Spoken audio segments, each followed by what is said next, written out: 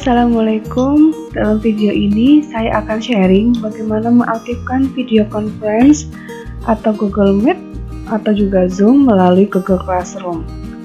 Google Meet adalah sebuah produk dari Google Suite yang diperuntukkan untuk melakukan video conference. Jadi secara prinsip seperti video call, namun dengan kapasitas peserta yang lebih banyak. Nah, Google Meet dapat kita manfaatkan sebagai ruang kelas sinkronus maya pada pembelajaran daring kita. Google Meet bisa kita akses melalui PC atau laptop atau juga melalui smartphone. Nah, pada proses pembelajaran daring, untuk memaksimalkan proses pembelajaran saat video conference, tidak disarankan untuk mengajar atau memberikan materi. Jadi disarankan video conference ini dimanfaatkan sebagai ruang untuk berdiskusi mengenai tugas atau topik secara real time dengan siswa atau mahasiswa. Selain itu, saat melakukan video conference disarankan menggunakan jaringan 4G, lalu kuota edukasi atau menggunakan WiFi. Dan jika diperkenankan oleh guru, maka sebagai siswa bisa mengaktifkan video saat video conference untuk menghemat kuota. Nah, di video ini saya akan membagikan bagaimana cara melakukan video conference. Yang pertama akan menggunakan Google Meet, yaitu bawaan dari produknya Google sendiri. Lalu cara yang kedua, kalau misalkan terbiasa menggunakan Zoom, nanti akan saya tunjukkan bagaimana cara mengaktifkan atau membuat jadwal video conference melalui Zoom dari Google Classroom.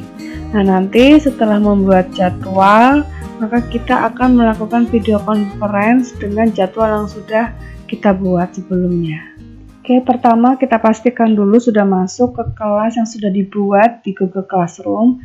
Lalu di halaman awal ini, di tab atas, bisa dipilih tugas kelas. Nah, selanjutnya kita pilih Google Calendar. Nah, di sini sudah ada jadwal bisa dipilih, mau melakukan penjadwalan video conference di bulan apa dan tanggal berapa. Misalkan saya pilih tanggal 28, saya klik 28 Juli, nanti di bagian sini akan muncul jam-jamnya. Ini jadi settingannya AM PM. Nah, misalkan saya klik mau jam 11 IM, langsung muncul. Untuk identitas bisa ditulis nama video conference-nya apa nanti, misalkan kelas perkenalan.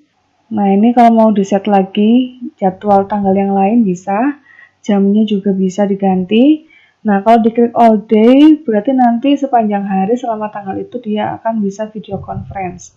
Lalu time zone-nya bisa diganti, misalkan diganti Jakarta, ya kita ganti.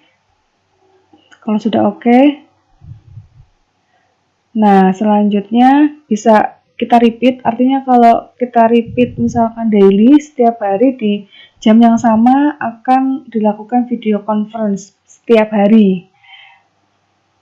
Tapi kalau tidak mau, hanya tertentu saja, pilih doesn't repeat. Nah, ini fan time, maksudnya untuk ngecek jam yang mana plotnya. Selanjutnya add guest, jadi misalkan di luar dari siswa yang sudah tergabung di Google Classroom, bisa dipilih. Lalu untuk deskripsi, attachment, add location itu opsional, bisa diisi atau tidak, sesuai dengan VCon yang mau dilaksanakan. Misalkan mau attach materi atau bagaimana, bisa ditaruh di bagian sini. Nah, ini kita bisa diganti warnanya, jadi nanti akan muncul di Google Calendar-nya warnanya sesuai dengan yang dipilih. Nah, mau public atau private, nanti di Google Calendar akan muncul sesuai dengan settingannya. Visibility-nya mau ditampilkan untuk semua orang bisa melihat atau tidak. Nah, kita juga bisa set reminder 10 menit sebelumnya atau bagaimana. Kita bisa tambahkan lagi, misalkan 10 menit berlalu, terus ada notifikasi lagi 10 menit lagi, dan seterusnya.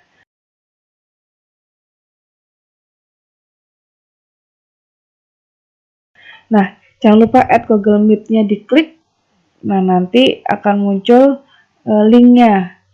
Nah, ini up to 100 partisipan ya. Karena saya pakai email yang biasa, di copy link Google Meet-nya. Nah, ini tadi warnanya sesuai dengan yang dipilih tadi. Kalau diklik, nanti akan muncul previewnya.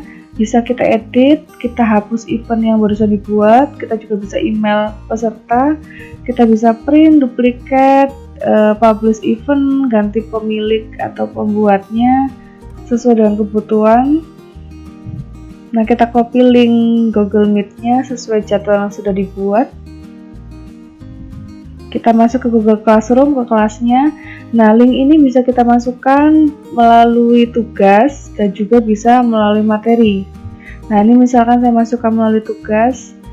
Saya tulis judulnya dulu, join kelas perkenalan.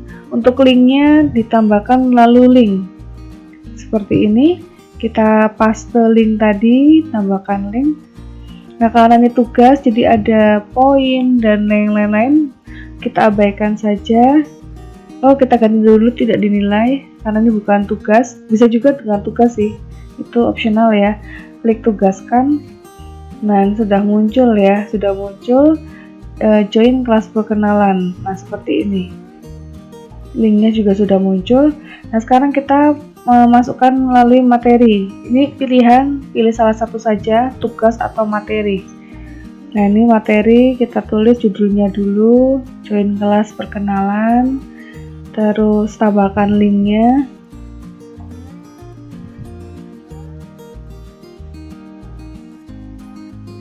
Di paste, tambahkan link.